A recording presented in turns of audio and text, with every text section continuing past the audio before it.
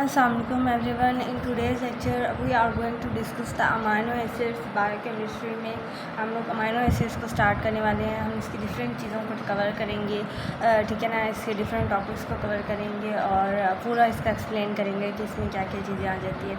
सो हमारे सिलेबस में जो अमीनो एसिड्स के मुताबिक जो टॉपिक कवर करने के लिए दिए गए हैं, that is about first is it's chemistry. सबसे पहले हमने इसकी केमिस्ट्री बतानी है कि इसके अंदर क्या क्या चीज़ें शामिल हैं। फिर उसके बाद हम लोगों ने इसके कुछ जो है वो रिएक्शंस भी बताने हैं कि क्या ये रिएक्शंस शो कर रहा है। इसके अलावा हमने इसके क्लासिफिकेशन को डिस्कस करना है कि कितने अमीनो एसिड्स हैं और कौन कौन सी बेसिस पे इसको क्लासिफाई किया गया है। उसके बाद इसके ऑर्गेनाइजेशन लेवल हमने डिसाइड करने हैं और इसके बाद इसकी हमने इम्पोर्टेंस बतानी है। इम्पोर्टेंस हमने दो तरीक़ों से बतानी है, बायोलॉजिकल इसकी इम्पोर्टेंस भी बतानी है और फार्माकोलॉजिकल इम्पोर्टेंस भी इसकी बतानी है, ठीक है। सो हम दो तरह से इसकी क्लासिफिकेशन करेंगे और इसकी इम्पोर्टेंस भी बताएंगे, ठीक है। तो चलें अब हम लोग अपने वीडियो को स्टार्ट करते हैं। अच्छा जी, वीडियो को स्टार्ट करने से पहले मेरी आपसे रिक्वेस्ट है कि आप लोग प्लीज़ मेरे चैनल को सब्सक्राइब ज़रूर किया करें और वीडियो को लाइक करना तो बिल्कुल भी मत भूला करें। और ये सारे नोट मैंने सिर्फ आपके लिए बनाए हैं, इतनी खूबसूरत करके बनाए हैं ताकि आपको सारा समझ में आ सके, ठीक है। और फिर भी अगर आपको कोई भी कन्फ्यूजन होती है तो आप मुझसे कमेंट सेक्शन में क्वेश्चन पूछ सकते हैं, मैं आपको फ़ौरन उसका जवाब दे दूँगी। लेकिन आपने वीडियो को लाइक किए बगैर नहीं जाना है और इस चैनल को सब्सक्राइब ज़रूर करना है और बेल आइकन को भी ज़रूर प्रेस कीजिएगा ताकि मेरी हर अपलोड की गई वीडियो आप तक पहुंच सके, आप उसको देख सकें और आपका बेनिफिट हो सके। इसमें मेरा कोई फ़ायदा नहीं है, इसमें आपका ही फ़ायदा है। सो आप जितना देखेंगे आपका कंसेप्ट क्लियर होगा। तो चलिए अपने लेक्चर को स्टार्ट करते हैं। तो सबसे पहले जो अमीनो एसिड्स का जब आप स्टार्ट करेंगे तो आपने सबसे पहले इसकी डेफिनेशन लिखनी है, इसकी केमिस्ट्री लिखनी है कि क्या क्या चीज़ें इसके अंदर शामिल हैं। So amino acids are the group of organic compounds containing the two functional groups. इसके अंदर दो इंपॉर्टेंट फंक्शनल ग्रुप्स होते हैं। कौन कौन से दो ग्रुप्स हैं? एक इसके अंदर अमीनो ग्रुप होता है, एक इसके अंदर कार्बोक्सी ग्रुप होता है। अमीनो ग्रुप का आप स्ट्रक्चर देख सकते हैं, -NH2 है और इसका माइनस मैं कह रही थी COOH, ये कार्बोक्सिलिक एसिड के ग्रुप को इंडिकेट करता है। हमेशा आपने अमीनो ग्रुप को बेसिक कहा होगा क्योंकि इसमें नाइट्रोजन है और नाइट्रोजन के ऊपर दो लोन पेयर हैं। So it has capability to donate its electron. So जिसके पास भी इलेक्ट्रॉन डोनेट करने की ताकत होती है हम उसको बेसिक कहते हैं, और जो ले सकता है इलेक्ट्रॉन, जिसके पास कमी होती है और जो दूसरों से लेना चाहता है उसको हम लोग एसिडिक नेचर का कहते हैं। सो कार्बोक्सिक जो ग्रुप है इसका पास हाइड्रोजन है तो ये अपना ये हाइड्रोजन डोनेट कर सकता है, इसके पास इजीली ये अवेलेबिलिटी है। सो जो डोनेट इजीली कर लेता है उसको हम लोग एसिडिक कहते हैं। सो इसलिए कार्बोक्सिक ग्रुप जो है वो इसमें एसिडिक नेचर का है। सो आप लोग देख रहे हो कि इसमें एक ग्रुप बेसिक नेचर का है, एक ग्रुप एसिडिक नेचर का है, यानी दोनों ग्रुप्स जो हैं डिफरेंट ग्रुप्स, एक बेसिक का है और एक एसिडिक नेचर का है। दोनों टाइप्स के ग्रुप जो हैं इसके अंदर शामिल हो रहे हैं। सो इसलिए हम लोग अमीनो एसिड्स को एम्फोटेरिक नेचर का कहते हैं। एम्फोटेरिक उस सब्सटेंस को, उस मॉलिक्यूल को कहते हैं जिसमें दोनों ग्रुप्स आ जाते हैं, यानी एसिडिक नेचर भी आ गई है, बेसिक नेचर भी आ गई है। अब हम लोग इसकी अकरेंस की बात करेंगे तो तकरीबन 3000 जो है वो अमीनो एसिड्स हमारे नेचर के अंदर अकर करते हैं, यानी 3000 अमीनो एसिड्स हैं। लेकिन अगर आप एक लिविंग बॉडी को कंसिडर करेंगे, यानी आप अपने आप को कंसिडर करेंगे, तो आप कहेंगे कि हम सिर्फ हमारी बॉडी के अंदर सिर्फ 20 different type of amino acids हैं और इन अमीनो एसिड्स को हम स्टैंडर्ड अमीनो एसिड कहते हैं। अब ये क्यों कह रहे हैं हम लोग? देखें, वैसे तो नेचर के अंदर 3000 अमीनो एसिड है, लेकिन ह्यूमन बॉडी को जो बनाने वाले अमीनो एसिड्स हैं वो सिर्फ 20 हैं। यानी हमारी बॉडी के अंदर, आपको पता है कि हमारी बॉडी के हर सेल के अंदर प्रोटीन है, हमारी पूरी बॉडी प्रोटीन से मिलकर बनी हुई है। और प्रोटीन कहाँ से मिलके बना हुआ है? अमीनो एसिड से।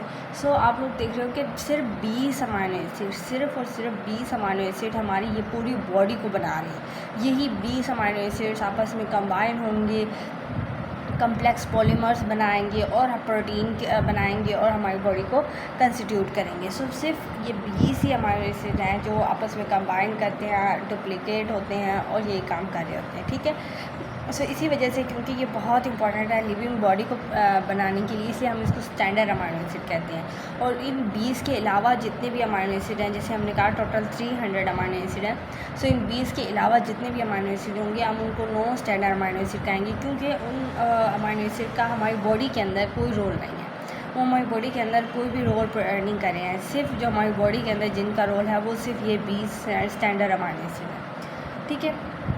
सो यही 20 अमाइनो एसिड्स हमारी किसको बना रही है, प्रोटीन को बना रही है। अगर हम जनरल स्ट्रक्चर देखें कि अमाइनो एसिड्स का जनरल स्ट्रक्चर क्या चीज़ है, तो each amino group has one central, कि हर एक अमाइनो एसिड एक सेंट्रल टेट्राहाइड्रल कार्बन के साथ अटैच होता है और 3 फंक्शनल ग्रुप्स अटैच होते हैं इसका टेट्राहाइड्रल कार्बन के साथ, ठीक है। सो अब हम इसको टेट्राहाइड्रल क्यों कह रहे हैं मैं आपको ये बता देती हूँ। यहाँ पर आप इस अमाइनो ग्रुप का स्ट्रक्चर देख रहे हो, ठीक है। ये स्ट्रक्चर है आपके अमाइनो एसिड्स का। इसमें ये वाला कार्बन ये आप देख रहे हो, ये एक टेट्राहाइड्रल कार्बन है। इसको हमने क्यों टेट्राहाइड्रल कार्बन का, क्योंकि इसके 4 बॉन्ड्स हैं। देखिए ये एक ऊपर हाइड्रोजन के साथ अटैच है, एक ये आर ग्रुप के साथ अटैच है, एक नीचे इसका अमाइनो ग्रुप है, एक तरफ इसके साथ कार्बोक्सिलिक एसिड का ग्रुप अटैच है, ठीक है ना। तो ये टेट्राहाइड्रल है क्योंकि ये चारों तरफ से 4 जो है वो डिफरेंट ग्रुप्स के साथ अटैच है और 3 फंक्शनल ग्रुप इसके साथ हैं।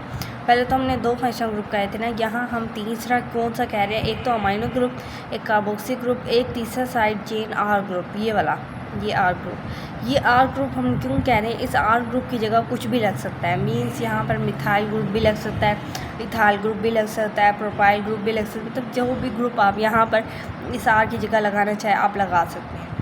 सो ये अगर मैं इस आर ग्रुप को हटा दूँ तो ये जितना भी आपका बाकी स्ट्रक्चर बचता है ये आपके अमाइनो एसिड का जनरल फार्मूला है। मतलब हर अमाइनो एसिड के अंदर ये चीज़ लाजमी होगी।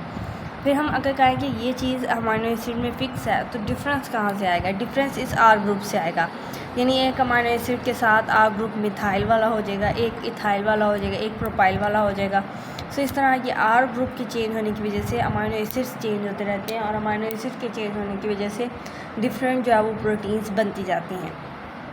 सो the carbon to which the 3 functional groups are attach, उसको हम अल्फ़ा कार्बन, यानी ये वाला कार्बन जिसके साथ 3 डिफरेंट ग्रुप अटैच हैं, एक ये हाइड्रोजन, एक ये NH2, एक तरफ आर ग्रुप है और एक तरफ ये कार्बोक्सिलिक एसिड का ग्रुप है।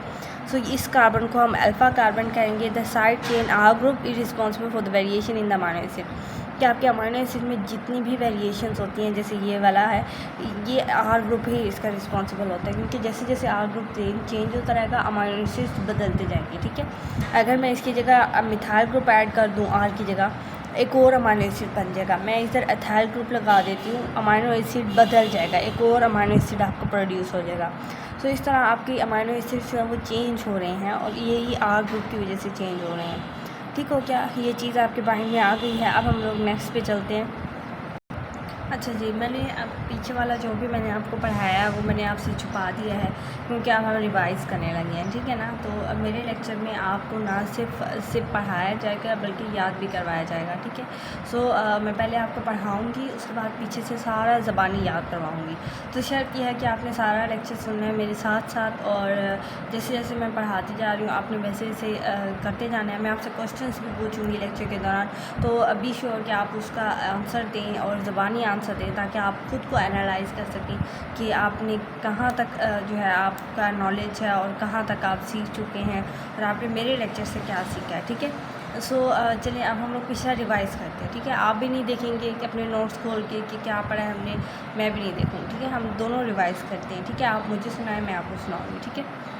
सो चलें, तो हमने स्टार्ट क्या किया, हमने अमाइनो एसिड पे स्टार्ट किया। हमने कहा आज हम लोग अमाइनो एसिड को डिस्कस करने वाले हैं। सबसे पहले हमने कहा कि हम लोग केमिस्ट्री डिस्कस करेंगे अपने अमाइनो एसिड्स की कि क्या इनके अंदर कैसे नेचर के हैं, क्या क्या चीज़ इसके अंदर है पड़ी ना। सबसे पहले हमने डेफिनेशन से स्टार्ट किया कि हमने कहा पहले हम अमाइनो एसिड्स को डिफ़ाइन करेंगे और हमने डेफिनेशन में क्या क्या कि ये ग्रुप है ऑर्गेनिक कंपाउंड का। याद रखना कि amino acids, proteins, carbohydrate, lipid जितनी भी चीज़ें हैं ये ऑर्गेनिक नेचर की हैं, ठीक है ना। आपको आगे बायोकेम में ऑर्गेनिक चीज़ें ही पढ़ाई जाएंगी, इनऑर्गेनिक कोई नहीं पढ़ाया जाएगा, ठीक है। तो ये याद रखना है। कोई भी वाइवा के अंदर डिफरेंट क्वेश्चन इस तरह से पूछ लेते हैं और वो बच्चे कंफ्यूज हो जाते हैं बिल्कुल एकदम ना। वो पूछ लेते हैं अमाइनो एसिड्स ऑर्गेनिक है या इनऑर्गेनिक है और बच्चे बिल्कुल कंफ्यूज हो जाते हैं। तो याद रखना कि जितनी भी चीज़ें आप पढ़े सारी ऑर्गेनिक नेचर की हैं। आपको अब तक कोई भी इनऑर्गेनिक चीज़ नहीं पढ़ाई गई है। सो ऑर्गेनिक चीज़ें आपको पढ़ाई जा रही हैं। तो अमाइनो एसिड भी ग्रुप है ऑर्गेनिक कंपाउंड्स का, ठीक है। क्योंकि बहुत सारे अमाइनो एसिड हैं इसलिए हम इसको ग्रुप कह रहे हैं ऑर्गेनिक कंपाउंड का। और इसमें क्या क्या चीज़ है, इसके अंदर 2 फंक्शनल ग्रुप्स हैं। एक ही कंपाउंड के अंदर 2 फंक्शनल ग्रुप्स आ जाते हैं, एक अमाइनो ग्रुप है, एक कार्बोक्सिलिक ग्रुप है। मैंने आपको बताया कि अमाइनो ग्रुप हमेशा जो है वो बेसिक नेचर का है। क्यों बेसिक नेचर का है ये भी मैंने आपको इसी लेक्चर में बताया। यस, रिवाइज करने की कोशिश करें। मैंने क्या बताया था कॉन्सेप्ट? Yes, very good. कि हमने कहा था कि नाइट्रोजन के ऊपर क्योंकि लोन पेयर होता है तो वो लोन पेयर डोनेट करने की वो ताकत रखता है। वो उस लोन पेयर्स को यूज़ करके डिफरेंट इलेक्ट्रॉन्स को और अपनी तरफ अट्रैक्ट कर सकता है। तो जैसे ही वो अट्रैक्ट करेगा ये भी क्या है कि वो बेसिक नेचर का हो गया, वो एक्सेप्ट करने की ताकत रखता है। लेकिन जब हम लोग कार्बोक्सिल ग्रुप की बात करते हैं तो उसमें हाइड्रोजन होता है और वो हाइड्रोजन को डोनेट कर सकता है। सो जब भी डोनेटिंग की हम लोग बात करते हैं तो उसमें हमारे पास एसिड आ जाता है। सो इट्स मीन कि अमाइनो एसिड के अंदर ना सिर्फ एसिड है बल्कि बेसिक ग्रुप भी साथ है। सो इससे हम कहते हैं कि अमाइनो एसिड एम्फोटेरिक नेचर के होते हैं। एम्फोटेरिक हर वो कंपाउंड होता है जिसमें ना सिर्फ एसिडिक ग्रुप हो बल्कि साथ बेसिक ग्रुप भी आ जाए। सो उसको हम एम्फोटेरिक कहते हैं। सो ये डिस्कस कर लिए। फिर अमाइनो एसिड्स के आप एलिमेंट्स को भी डिस्कस करेंगे कि क्या क्या एलिमेंट्स इसके अंदर हैं। आपको पता है कि कार्बोहाइड्रेट्स के एलिमेंट हमने डिस्कस किए थे जब मैंने आपको कार्बोहाइड्रेट का पढ़ाया था। अगर आपने वो वीडियो नहीं सुनी है तो आप जाके सुन सकते हैं। मेरे चैनल पे हर वीडियो जो है हर कंपाउंड की मौजूद है, लिपिड के ऊपर, फैट के ऊपर और हर चीज़ की वीडियो मौजूद है, तो आप उनको देख सकते हैं। सो अगर हम लोग देखें कि अमाइनो एसिड्स के अंदर क्या क्या जो है वो कंपाउंड्स हैं, क्या क्या एलिमेंट्स हैं, तो इसके अंदर कार्बन है, हाइड्रोजन है, ऑक्सीजन है, नाइट्रोजन है। जबकि हम लोग कार्बोहाइड्रेट की अगर बात करें ना तो उसमें हमारे पास कार्बन, हाइड्रोजन और सिर्फ ऑक्सीजन आ जाता है। और लिपिड की अगर हम लोग बात करें तो उसमें और डिफरेंट जो है वो ग्रुप्स एडअप हो जाते हैं, ठीक है। और लॉन्ग क्योंकि वहाँ पर तो चेंज बननी होती है ना, तो उस तरह से चीज़ें आ जाती हैं। वहाँ पर सल्फ़र भी आ जाता है और भी चीज़ें आ जाती हैं, ठीक है ना। डिफरेंट ग्रुप्स अटैच हो सकते हैं। सो ये सारी चीज़ें होंगी। उसके बाद हमने इसकी अक्रंस पढ़ी कि क्या अक्रंस है। हमने कहा नेचर के अंदर हमारे पास 300 अमाइनो एसिड जो है वो प्रेजेंट होते हैं, लेकिन हमारी बॉडी को जो बना रहे हैं अमाइनो एसिड वो सिर्फ 20 हैं, इसलिए हम उनको जो है स्टैंडर्ड अमाइनो एसिड कहते हैं। फिर वही हमारी बॉडी की सारी प्रोटीन्स को बना रहे होते हैं। फिर हमने देखा कि जनरल स्ट्रक्चर क्या है हमारे अमाइनो एसिड का, तो हमने कहा कि इसके अंदर एक टेट्राहाइड्रल कार्बन है और उस कार्बन के साथ 4 डिफरेंट जो है वो ग्रुप्स अटैच हैं। एक साइड चेन आर ग्रुप है, एक अमाइनो ग्रुप है, एक कार्बोक्सिल ग्रुप है। हमने कहा कि यही आर ग्रुप जो है वो चेंज होता है और डिफरेंट टाइप्स के अमाइनो एसिड को प्रोड्यूस करवाता है। बाकी सारा सेम होता है हर अमाइनो एसिड के अंदर। सो वो कार्बन जिसके साथ जो है वो 2 फर्स्ट ग्रुप और एक आर ग्रुप अटैच होता है, उस कार्बन को हम अल्फ़ा कार्बन कहते हैं। और फिर उसके बाद मैंने उसका स्ट्रक्चर आप लोगों को बताया था। होप सो कि आपको ये सारा कुछ समझ में आ गया होगा, ठीक है। और अगर आपने मेरे साथ रिवाइज़ किया और अगर आपको सारा कुछ आता गया तो समझ लें कि आपको ये सारा कुछ मेमोराइज़ हो चुका है और आपको ये कभी भी नहीं भूलेगा। सो इस तरह से जब आप याद करते हैं कि आप खुद को सुनाते हैं तो आपको बहुत अच्छी तरीके से आ जाता है, बजाय इसके कि आप नोट्स बनाते रहें और लिखते रहें सारा कुछ, तो इससे दिमाग में नहीं बैठेगा जब तक आप खुद अपने दिमाग में इसे बिठाएंगे नहीं। आप खुद जब तक अपनी ज़बान से इन लफ्ज़ों को नहीं निकालेंगे तब तक आपको ये मेमोराइज़ नहीं होगा। तो इसलिए ज़रूरी है कि आप मेरे साथ रिवाइज़ किया करें, मेरे साथ जो है वो ज़बानी पढ़ने की कोशिश किया करें। हो सकता है कि आपसे कुछ ना आता हो या कुछ पॉइंट्स आपको क्लियर ना हुए हों, लेकिन जब आप रिवीजन में आते हैं, जब आप दोबारा मेरे साथ इसको रिवाइज़ करेंगे तो आपको सारी चीज़ें ईज़िली समझ में आती जाएंगी, ठीक है। तो चलें, अब हमने यहाँ तक पढ़ लिया, आपको होप्स हो कि आपको सारा याद भी हो गया होगा। तो देखिए मैंने जितना पार्ट आपको पढ़ाया उतना याद भी करवा दिया। अब हम नेक्स्ट पार्ट पे चलेंगे, वो मैं आपको पढ़ाऊँगी और फिर आपको उससे याद करवाऊँगी। फिर नेक्स्ट पार्ट इस तरह याद होगा, इस तरह पूरा लेक्चर एंड तक आपको याद हुआ होगा, ठीक है। सो ये मेरी गारंटी है, मेरे हर लेक्चर की ये गारंटी है कि वो पूरा अगर आप सुनते हैं तो ना सिर्फ आपको वो पढ़ाया जाता है बल्कि आपको याद भी करवाया जाता है। सो मेरे लेक्चर में आपको निमोनिक्स की ट्रिक्स भी मिलेंगी और सब कुछ मिलेगा, और ताकि आपको वो याद हो सके, आप मेमोराइज़ कर सकें उसे। तो अगर आप लोग सुनते हैं तो आपको कभी भी ये चीज़ दिमाग से नहीं निकलेगी अगर आप इसको तवज्जो से सुनेंगे, ठीक है। सो अब हम लोग देखते हैं कि टार्टोमेरिज्म क्या होती है। अमाइनो एसिड के अंदर टार्टोमेरिज्म का भी कंसेप्ट आता है। जिस तरह हमने कार्बोहाइड्रेट्स में हमने जिस तरह आइसोमेरिज्म को डिस्कस किया था ना, तो उसके हमने बताया था ऑप्टिकल आइसोमर्स क्या होते हैं, मोनोसेकेराइड के क्या आइसोमेरिज्म शो करता है, तो वो सारे डिस्कस किया था। इसी तरह अमाइनो एसिड के अंदर भी थोड़ा सा है इसका कॉन्सेप्ट टॉटोमरिज्म का, कि टॉटोमरिज्म क्या होता है कि ये ऐसे आइसोमर्स की जो है वो टाइप है जिसके अंदर क्या होता है कि शिफ्टिंग होती है। एक कंपाउंड जो है वो डोनेट कर देता है, एक रिसीव कर लेता है, तो एक ही एडजेसेंट कार्बन के ऊपर जब शिफ्टिंग होती है, ज़्यादातर मोस्टली जो है वो हाइड्रोजन ग्रुप की होती है। सो 1 से 2 हाइड्रोजन शिफ्ट हो सकता है, 1 से 3 हाइड्रोजन शिफ्ट हो सकता है। सो इस तरह की शिफ्टिंग को हम लोग टॉटोमरिज्म का नाम देते हैं। अब अमाइनो एसिड के किस तरह टॉटोमर्स बनते हैं, सो टॉटोमरिज्म के रिजल्ट में जो आइसोमर बनते हैं उसको हम टॉटोमर्स कहते हैं। सो यहाँ ये मैंने ग्रुप बनाया हुआ है सारा, इसमें आप लोग देख सकते हैं कि NH2 था, तो अब एक और यहाँ से ये जो कार्बोक्सिल ग्रुप है यहाँ से आपको पता है कि यहाँ पर एक हाइड्रोजन अटैच होता है, वो हाइड्रोजन यहाँ से रिलीज़ होके यहाँ पर अटैच हो गया इस अमाइनो ग्रुप के साथ, और जिसकी वजह से इस अमाइनो एसिड के ऊपर पॉजिटिव चार्ज आ गया क्योंकि इसने एक रिसीव कर लिया है। और इस और जिसने डोनेट किया, जैसे यहाँ से हाइड्रोजन चला गया तो यहाँ पर नेगेटिव चार्ज आ गया। तो इस तरह ये टॉटोमर बन गया हमारा अमाइनो एसिड का, सिर्फ एक ही इस तरह का टॉटोमर बनता है। सो अब हमने एक आइसोमेरिज्म पढ़ ली कि अमाइनो एसिड में टॉटोमरिज्म का कॉन्सेप्ट है। दूसरा जो आइसोमेरिज्म बन रहा है हमारे अमाइनो एसिड के अंदर वो है ऑप्टिकल आइसोमेरिज्म। अब आज से पहले आपको ये किसी ने भी नहीं पढ़ाया होगा कि अमाइनो एसिड में ऑप्टिकल आइसोमेरिज्म बन रहे हैं। सो ये बहुत इंपॉर्टेंट है, तो आप लोगों ने इसको ध्यान से सुनना है कि इसके बाद हम लोग फिर आगे इसकी क्लासिफिकेशन को डिस्कस करेंगे। मैंने आपको ये सारा निमोनिक्स के ज़रिए से पढ़ाना है, आपको बिल्कुल ईजी हो जाएगा आप सब लोगों के लिए, और आई होप कि आपको ये ज़बानी रट जाएगा। ठीक है, तो अब हम लोग डिस्कस करने वाले हैं ऑप्टिकल आइसोमेरिज्म अमाइनो एसिड के अंदर किस तरह है। कि आपको पता है कि कार्बन अगर अटैच होता है 4 डिफरेंट ग्रुप के साथ तो उसको हम क्या कहते हैं, कायरल या एसिमेट्रिक कार्बन। ठीक है ना, तो वही कार्बन हमेशा ऑप्टिकल आइसोमेरिज्म शो करता है। अगर आप लोगों ने आइसोमेरिज्म देखा हुआ लेक्चर कार्बोहाइड्रेट के अंदर तो आपको ये बिल्कुल ईजी समझ में आ जाएगा, लेकिन अगर आपने नहीं भी देखा हुआ तो आप प्लीज़ मेरे चैनल पर जाके वो वीडियो देख लें। अगर आप वो देख लेंगे तो आपके लिए अच्छा हो जाएगा, इस अंडरस्टैंड करना ईजी हो जाएगा। और लेकिन अगर आपने नहीं भी देखी तो भी आपको मैं सारा इसी लेक्चर में ही कॉन्सेप्ट दे दूँगी और आपको बिल्कुल भी परेशान होने की ज़रूरत नहीं है। ठीक है, तो यहाँ पर हमारे पास अमाइनो एसिड्स जो हैं अब किस तरह से हैं कि यहाँ पर आप ये अल्फ़ा कार्बन को देखो जिसके साथ ग्रुप्स अटैच हैं। तो यहाँ पर देखो इसके साथ एक तरफ हाइड्रोजन अटैच है, एक और तरफ हाइड्रोजन है, यहाँ पर NH2 है, यहाँ पर कार्बोक्सिल। इस वाले पूरे ग्रुप को, ये वाला जो पूरा ग्रुप है इसको आपने एक ही कंसीडर करना है। ठीक है, इसको अलग अलग नहीं गिनना। ठीक है, ये पूरा कार्बोक्सिल का ग्रुप है, मैंने उसको खोल के बताया हुआ ताकि आपको उसका स्ट्रक्चर जो है वो याद रहे। ठीक है, सो अब आप लोगों से मेरा क्वेश्चन है, ये वाला जो कंपाउंड है, ये जो अमाइनो एसिड मैंने बनाया हुआ है, आप बताओ कि क्या ये कायरल सेंटर है, क्या ये एसिमेट्रिक कार्बन है, ये वाला कार्बन। इसके चारों ग्रुप्स को देखो और बताओ क्या ये कायरल है या ये एसिमेट्रिक कार्बन है। यस, आपके पास 5 मिनट का टाइम है, आप जल्दी से बताएं।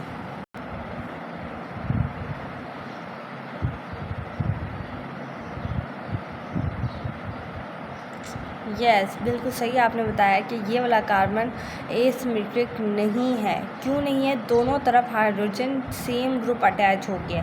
सो ये कायरल नहीं है। कायरल सेंटर कौन सा होता है जिसमें चारों तरफ डिफरेंट ग्रुप हो। अब आप लोग देखो, एक तरफ कार्बन के हाइड्रोजन है, एक और तरफ भी हाइड्रोजन, 2 ग्रुप तो सेम हो गए ना। ये और ये ग्रुप ठीक है हमारा डिफरेंट हो गया, लेकिन ये 2 ग्रुप तो सेम है। सो ये नहीं है हमारा ऑप्टिकल आइसोमेरिज्म। सो जब भी आपने ऑप्टिकल आइसोमेरिज्म की बात करनी है या कोई आपसे कहता है कि बताओ ये वाला कंपाउंड ऑप्टिकल आइसोमेरिज्म शो करेगा या नहीं करेगा, सबसे पहले आपने देखना है कि उस कंपाउंड के अंदर जितने भी कार्बन हैं क्या उसके इर्द गिर्द 4 डिफरेंट ग्रुप हैं। अगर तो उसके इर्द गिर्द 4 डिफरेंट ग्रुप है तो वो ऑप्टिकल आइसोमेरिज्म शो कर सकता है। लेकिन अगर उसके इर्द गिर्द कोई एक भी ऐसे ग्रुप, जैसे आप लोग देख सकते हैं यहाँ 2 ग्रुप डिफरेंट थे, सिर्फ एक ग्रुप का मसला था कि वो दोनों सेम हो गए थे, लेकिन फिर भी ये ऑप्टिकल आइसोमेरिज्म शो नहीं करेगा। सो आप जैसे ही देख लोगे आप फाइंड आउट कर लोगे कि हाँ इसके अंदर तो ऐसा नहीं हो सकता, आप फ़ौरन आंसर दे सकोगे। ठीक है, तो अब जो भी कायरल सेंटर या एसिमेट्रिक होंगे वो तो ऑप्टिकल आइसोमेरिज्म शो करेंगे। लेकिन एक अमाइनो एसिड है हमारा ग्लाइसिन, ये जो फार्मूला मैंने आपको दिखाया ये ग्लाइसिन का फार्मूला है। ग्लाइसिन हमारा पहला अमाइनो एसिड है और उसमें क्या होता है कि 2 तरफ हाइड्रोजन अटैच होते हैं। तो इसमें क्योंकि 2 सेम ग्रुप अटैच हो गए हैं, 4 डिफरेंट ग्रुप नहीं है, तो इस वजह से ये जो है ना ऑप्टिकल आइसोमेरिज्म को शो नहीं करेगा। ठीक है ना, सो बाकी जो भी अमाइनो एसिड्स होंगे ग्लाइसिन के अलावा, क्योंकि ग्लाइसिन में तो दो सेम आ गए हैं ना, ग्लाइसिन के अलावा जितने भी अमाइनो एसिड होते हैं उसमें डिफरेंट ही ग्रुप अटैच होता है, ठीक है ना। सिर्फ ये ग्लाइसिन एक ऐसा है जिसके अंदर सेम आ जाता है, लेकिन बाकी जितने भी अमाइनो एसिड हैं 300 जितने भी अमाइनो एसिड हैं हमारे, उन सब के साथ डिफरेंट ग्रुप अटैच होता है। सो इसलिए अमाइनो एसिड जो है वो ऑप्टिकल आइसोमेरिज्म की प्रॉपर्टी शो कर सकता है, ऑप्टिकल आइसोमेरिज्म बना सकता है। अब अगर आपने मेरा ऑप्टिकल आइसोमेरिज्म का लेक्चर देखा होगा तो आपको पता होगा कि दो ऑप्टिकल आइसोमर्स होते हैं, एक होता है डी और एक होता है एल। तो डी हम लोग क्यों कहते हैं कि जब हमारा अमाइनो ग्रुप राइट साइड पे अटैच होगा तो हम उसको डी अमाइनो एसिड कहेंगे, और एल तब कहेंगे जब हमारा अमाइनो एसिड लेफ़्ट साइड पे होगा। यहाँ पर देख सकते हो कि ये अमाइनो ग्रुप है और ये किस तरफ है, ये राइट साइड की तरफ है, जबकि यहाँ पर अमाइनो ग्रुप लेफ़्ट साइड की तरफ जो है वो अटैच हुआ है। सो इस तरह से आप इजीली इसको कह सकोगे कि ये डी आइसोमर है या ये एल आइसोमर है, ठीक है। सो अब हम लोग देखते हैं कि डी अमाइनो एसिड क्या होता है और एल अमाइनो एसिड क्या होता है। So D amino acid when the amino group is at the right side, तो उसको हम डी अमाइनो एसिड हमेशा आपने याद रखना है कि जब डी आइसोमर की हम बात करते हैं ऑप्टिकल आइसोमर में, तो इसमें हम पॉजिटिव अमाइनो एसिड भी इसे कह सकते हैं। It rotate left to right और एंटी क्लॉकवाइज। सो जो भी पॉजिटिव होता है वो लेफ़्ट टू राइट रोटेट करता है, और या फिर आप कह सकते हो, सॉरी मैंने इधर लाइट लिख दिया वर्ड, आप इसको करेक्ट कर लेंगे, लेफ़्ट टू राइट और एंटी क्लॉकवाइज रोटेट करेगा। जबकि जो एल आइसोमर है व्हेन द अमाइनो एसिड और amino group is at the left side, तो अमाइनो ग्रुप जब आपका लेफ़्ट साइड में यहाँ पर जैसे लेफ़्ट साइड पे है तो उसको हम एल आइसोमर कहेंगे, और ये रोटेट करेगा हमारा राइट से लेफ़्ट की तरफ, और ये क्लॉकवाइज जो है इसकी रोटेशन होगी, ठीक है। तो ये सारा मैंने ऑप्टिकल आइसोमेरिज्म किस तरह आए अमाइनो एसिड के अंदर मैंने आपको सारा समझा दिया। अब मैं इसके मतलब आपसे कुछ क्वेश्चंस पूछूंगी, so be ready for the questions. अच्छा जी, अब 5 मिनट का पास लो वीडियो को, इसी वीडियो को 5 मिनट के लिए पास करो और उसके बाद रिवाइज़ करो। जितना मैंने पढ़ाया है, जितना नोट्स में तुमने लिखा है उसको रिवाइज़ करो, और उसके बाद मैं तुमसे सुनूँगी, ठीक है। तो इसलिए तुम लोग पहले रिवाइज़ कर लो कि जितना क्या क्या मैंने पढ़ाया है, उसके बाद हम इसको सुनेंगे, ठीक है।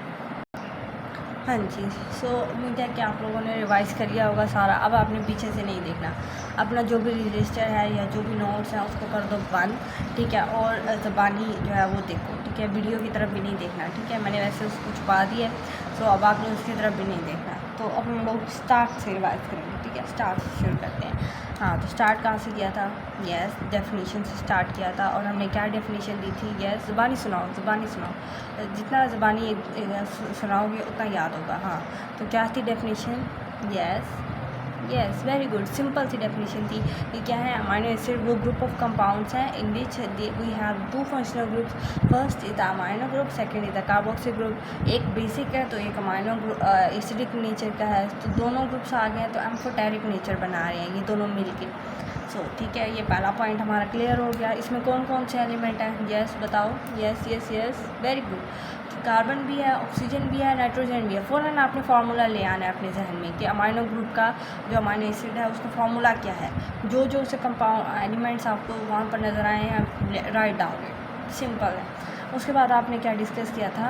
यस, अक्रेंस, वेरी गुड। अक्रेंस को डिस्कस किया था, और हमने उसमें कहा था कि नेचर में हमारे पास 300 टोटल हैं, बट हमारी बॉडी के अंदर सिर्फ 20 टाइप्स हैं जो कि हम हमारी प्रोटीन को बना रहे हैं। इसलिए उनको हमने क्या कहा था? उन 20 अमाइनो एसिड को हमने एक नाम दिया था। क्या नाम दिया था? Yes, very good, standard amino acids, ठीक है। तो ये चीज़ आपने अपने माइंड में रखनी है। उसके बाद हमने स्ट्रक्चर पे आ गए थे, अमाइनो एसिड का स्ट्रक्चर क्या है, उसके 3 डिफरेंट ग्रुप्स हैं, कौन सा कार्बन होता है, टेट्राहाइड्रल कार्बन है, उस कार्बन को क्या नाम दिया था?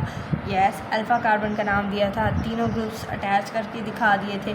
और अमाइनो एसिड डिफरेंट किस वजह से होते हैं? यस, आर ग्रुप की बेस पे। जैसे जैसे आर ग्रुप चेंज होता है अमाइनो एसिड डिफरेंट होने लग जाते हैं। वेरी गुड, सारा कुछ क्लियर हो गया। अब हम आइसोमेरिज्म पे आ गए थे कि अमाइनो एसिड की आइसोमेरिज्म कैसे होती है, वो हमने डिस्कस की थी कि कैसे होती है। टॉटो आइसोमेरिज्म होते हैं, वो किस तरह से बनते हैं। ऑप्टिकल आइसोमेरिज्म किस तरह से हो रही है अमाइनो एसिड के अंदर, वो हमने देख लिया था कि क्यों ऑप्टिकल आइसोमेरिज्म की शर्त क्या थी कि सबसे पहले तो उसके अंदर कायरल सेंटर या एसिमेट्रिक होना चाहिए।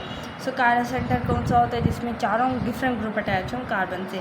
सो हमने कहा था कि ग्लाइसिन एक ऐसा अमाइनो एसिड है जिसके अंदर दोनों सेम ग्रुप अटैच है, इस वजह से वो ऑप्टिकल आइसोमरिज्म शो नहीं करता। लेकिन उसके अलावा जितने भी अमाइनो एसिड हैं वो कायरल सेंटर होते हैं, वो उनके साथ डिफरेंट ग्रुप अटैच होता है, इसलिए वो डिफरेंट होते हैं। सो उनको हम ऑप्टिकल आइसोमरिज्म करवा सकते हैं। ये चीज़ हमने डिस्कस की थी। फिर हमने डिस्कस किया था 2 टाइप्स के ऑप्टिकल आइसोमरिज्म होते हैं, डी और एल।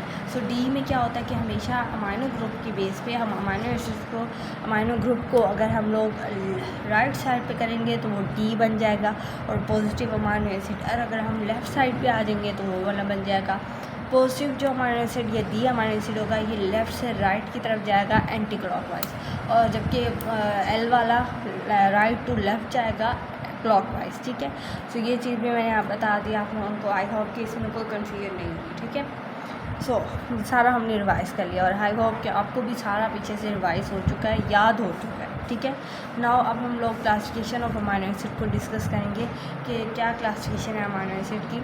सबसे पहले जो क्लासिफिकेशन की है वो हमने स्ट्रक्चर की बेस पे की। ठीक है, काफ़ी सारे क्लासिफिकेशन है, तो अमाइनो एसिड को कोई एक बेस पर क्लासीफाई नहीं किया। जैसे हमने लिपिड का लेक्चर पढ़ा था, उसको कितनी बेसिस पे हमने उससे डिवीजन देखी थी, मतलब वो बहुत सारे डिवीजन्स पे वो डिवाइड हुआ हुआ है। सो अब हम अमाइनो एसिड की इसी तरह क्लासिफिकेशन देखेंगे कि उसकी क्या क्लासिफिकेशन है, किस किस बेस पे है। सो पहला जो हमने डिवीजन की बेस है वो है बेस स्ट्रक्चर की बेस पे। सो हर amino acid each amino acid assign 3 letters और 1 सिंबल लेटर कि अमाइनो एसिड को एक शॉर्ट फॉर्म में डोनेट करने का ये तरीका है।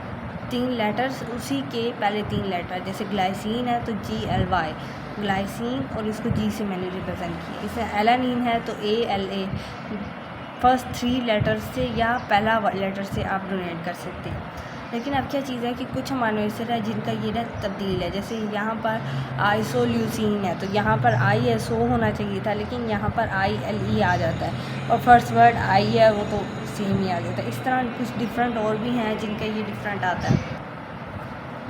सो ये अमाइनो एसिड है, इनके सारे के नाम मैं आपको याद करवाऊँगी जब मैं आगे आपको इसकी क्लासिफिकेशन दिखाऊँगी।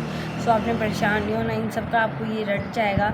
और बस अभी आप देख लो कि किस तरह से हमने इसको क्लासीफाई किया है अभी के लिए।